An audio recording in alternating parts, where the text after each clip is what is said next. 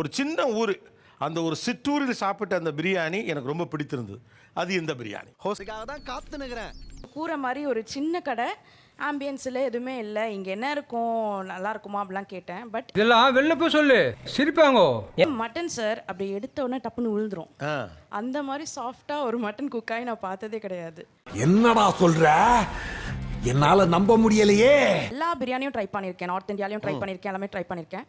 இப்போ என்னோட most favourite வந்து பல்லப்பட்டி பிரியாணி. ஏன் திமுங்களா எப்படி அத ஹொஸ்கோட்டேக்கு வந்து இப்போ ரீசெண்டாக போயிருக்கும் போது அங்கே விடிய காலையில் 4 மணிக்கு ஒரு கிரேசி கூட்டம். என்ன ரன்னிங்ல போறாங்கய்யா.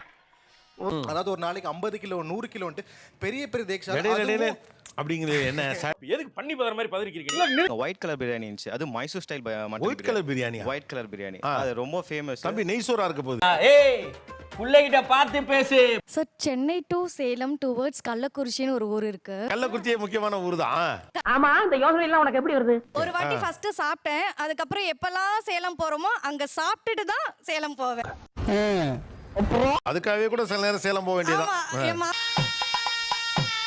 ஸோ ஹசான்ற ஒரு ஊருக்கு முன்னாடி ஒரு சின்ன கடையில் சாப்பிட்டோம். சீரக சம்பாவும் இல்லை, பாஸ்மதியும் இருக்காது, குட்டி குட்டி ரைஸா அருமையாக இருந்துச்சு பிரியாணி.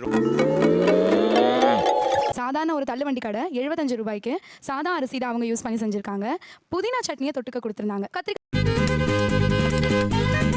இந்த ஒரு காஞ்சிபுரம் பக்கத்துல வடபூண்டிப்பட்டு அப்படின்ற ஒரு கிராமம் போற வழியில சார். என்ன சொல்ற? என்னடி சொல்ற? பரனூர்னு ஒரு வில்லேஜ் சார். அங்கே வந்து ஒரு ரொம்ப டெண்டரான மீட்டு, ரொம்ப சூப்பராக ஃப்ளேவர்ஃபுல்லாக இருக்கும். அதுக்கு வந்து சைட் டிஷ் வந்து மோரில் வெங்காயம் போட்டு வச்சிருப்பாங்க. இட்ஸ் நாட் லைக் நீ ஊர்த்தமா, உன் நல்ல மனசுக்கு நீ தான் ஜெயிப்ப. எல்லாருமே வந்து ஆம்பூர்னு சொல்றாங்கல்ல. ஆம்பூர் பிரியாணியை விட உணர்ச்சி வச்சத அடக். ஆம்பூரை சுற்றி, வாணியம்பாடி சுற்றி, திருப்பத்தூரை சுற்றி இந்த ஜோனில் வந்து சின்ன கடையில் தான் ரொம்ப டேஸ்ட் வந்து ஃப்ளேவர்ஃபுல்லாக இருக்கும். சிவகங்கையில் பார்த்தீங்கன்னா அன்னபூர்ணா பிரியாணின்னு சொல்லிருந்துச்சு. இப்போ இல்லை அந்த கடை. சார் யாருன்னு தெரியலையே. இந்த பிரியாணியை தேடி இன்னும் உலகம் பூரா அலைஞ்சிக்கிட்டு இருக்கேன். நான் இன்னும் கிடைக்க முடியுது அந்த சுவை. போய் சொல்ல மாட்டான்டா. மெட்ராஸ்ல கிடைக்கிற லகான் கோழி பிரியாணி பத்தி யாருமே பெருசா ஹைப் பண்ண மாட்டாங்க சார். லகான் சார் யாரு? அதுல என்ன ஸ்பெஷல் லகான் கோழி பிரியாணி? லகான் கோழியும் இப்போ அந்த சண்டே சேவல் மாதிரி நல்ல ரெட்டிஷ் மீட்டா இருக்கும். எல்லாம் எதுக்கு தம்பி? உங்களுக்கு தெரியுமா தெரியாதா? ஓகே, ரெண்டு பக்கமே பிரியாணி லவர்ஸ் இருக்கீங்க. பிரியாணியை எப்படி சாப்பிடும்போது அது பிளிஸ் அப்படின்னு ஃபீல் ஆகும்? அவனை மாட்டாடா என் பம்பர கட்ட மண்டையா. என்னை பொறுத்த வரைக்கும் பிரியாணி அப்படிங்கிறது வந்து ஒரு ரிலீஜன் மாதிரி. ஃப்ரெண்ட்னு சொல்லிக்கவே பெருமையா இருக்குடா. பிரியாணி பத்தி ஒரு புக் எழுதிருக்கீங்களா? என்ன புக் அது?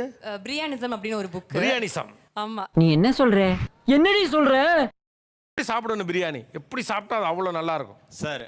கல்யாண வீட்டில் சார் அந்த பிரியாணி தட்டு வர்ற வரைக்கும் நம்மளோட உள்ள இருக்கே எப்போ வரும் அந்த ஒரு ஏக்கத்தோட இருப்போம். புரியல. நம்ம எவ்வளோ காசு கொடுத்து வெளியில ஹோட்டல்ல போய் சாப்பிட்டாலும் அந்த மன நிறைவு இருக்காது சார். முருகன் ஒவ்வொருத்தரோட வாழ்க்கையும் தாறுமாறா விளையாடுறான்ப்பா. ஒரு கல்யாண பிரியாணி நீங்க சாப்பிட்ட வரைக்கும் சூப்பர் சார். சென்னை அடிச்சுக்க முடியாது சார். குழந்தை நல்லா சாப்பிட்டு வந்தேங்க. பசியை கலப்புறானுங்க, இப்பவே ஆரம்பிக்குது சார் போடா பேசும்போது அதெல்லாம் படுத்துறது. இப்போ பெரிய ரெஸ்டாரண்ட்ஸில் வந்து நான் வந்து பொதுவாக சாப்பிட மாட்டேன். இந்த டேபிள் வர்ற தெம்ப பார்த்தா ஏதோ ஹோட்டல்ல சாப்பிட்டு வர்றாளுங்க போல இருக்கு. ரோட்டு கடையில் நிறுத்திட்டு சூடாக வாங்கிட்டு வந்துட்டு காரில் வந்து எல்லாத்தையும் க்ளோஸ் பண்ணிட்டு பிரியாணி எடுத்து நான் சாப்பிடுவேன்.